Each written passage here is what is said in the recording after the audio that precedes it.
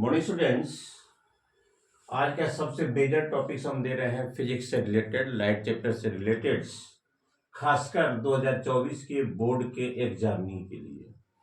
ये डायग्राम से related 2 marks का रहता है और जो न्यूमेरिकल प्रश्न रहता है उसमें बहुत भारी कोऑपरेट करेगा।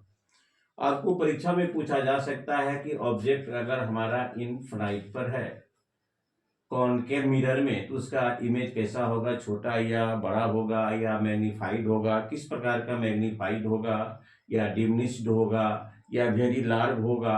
बहुत तरह के इस पर ऑप्शन पूछा जा सकता है। तो डियर स्टूडेंट्स, इसको आपको हम अगर इसको जहां पढ़ते हैं अगर उस फिगर को बनाकर वहां पर चिपका दिया जाए तो देखते देखते यह स्वतः एक आभासित के रूप में आपके मेमोरी में स्टेबल हो जाएगा। ये देखिए कॉनकेव मिरर है। कॉनकेव मिरर को डाइवर्जिंग मिरर भी कहते हैं, कॉनकेव मिरर को डाइवर्जिंग मिरर भी कहते हैं। यहाँ पर है पोजीशन, यहाँ पर है रे डायग्राम, यहाँ पर है इमेज। ऑब्जेक्ट हमारा एक इनफिनाइट पर है, अनंत पर है। तो अनंत से 2 किरणें चलती है जो दर्पण से परावर्तित होने के बाद एक पर मिलती है। तो चूंकि इमेज का जो फॉर्मेशन हो रहा है रिफ्लेक्शन रेज के द्वारा हो रहा है, इसलिए आपका इमेज जो होगा रियल होगा, उल्टा होगा और बहुत छोटा होगा।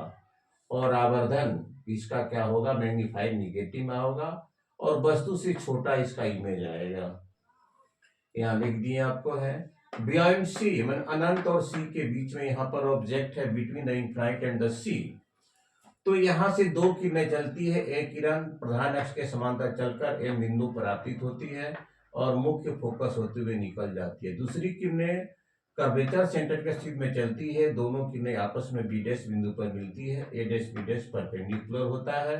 इस प्रकार से इस ऑब्जेक्ट का image A dash B dash हुआ, रियल होगा, इन्वर्टेड होगा और वस्तु से छोटा होगा। इसका भी जो मैग्नीफाइड इमेज होगा object M less than -1 at C पर इसमें बराबर होगा।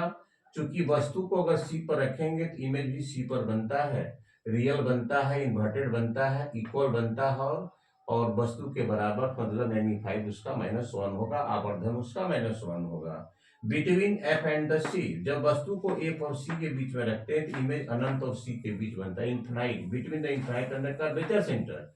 ऑब्जेक्ट हमारा सी और एफ के बीच में है तो ए और बी ऑब्जेक्ट है। यहाँ से 2 किरणें चलती है। एक किरण यहाँ से रिफ्लेक्ट होकर मेन फोकस होते हुए निकल जाती है, दूसरी किरणें मेन फोकस के स्थिति में चलती है और दर्पण से रिफ्लेक्ट होकर प्रधान अक्ष के पैरेलल होते हुए बी डैश बिंदु पर काटती है। A dash B dash perpendicular पड़ता है, रियल होता है, इन्वर्टेड होता है, इनलार्ज बहुत बड़ा इमेज होता है।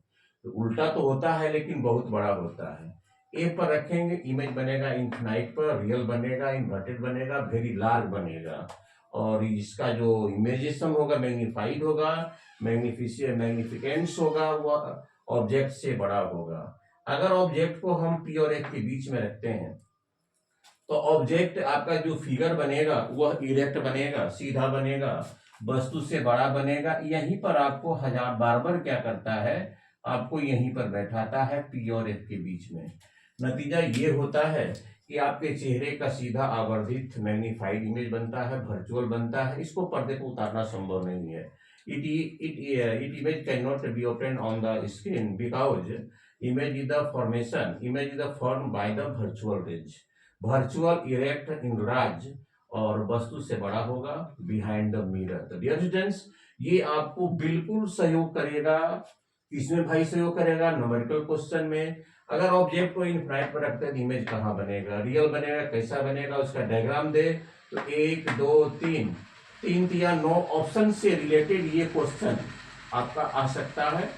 तो इसको आप मैं उम्मीद करूंगा कि आप इसे देखेंगे, अपने क्लासमेटों को भी ट्रांसफर करेंगे, फॉरवर्डेड करेंगे, मैनी टाइम्स फॉरवर्ड करेंगे, मैनी टाइम्स विजिट करेंगे। इससे कुछ आपको हर हालत में कम से कम 2-4 नंबर का बेनिफिशियल मिलेगा। Thank you very much.